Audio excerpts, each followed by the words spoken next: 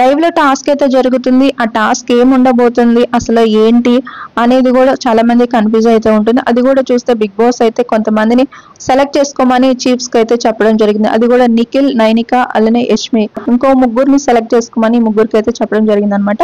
ఇప్పుడు ఎవరిని ఎవరు సెలెక్ట్ చేసుకుంటారు అంటే గనక నిఖిల్ బేబక్కని అయితే సెలెక్ట్ చేసుకుంటారు. నైనిక వచ్చేసి నబీల్ ని సెలెక్ట్ చేసుకుంటుంది.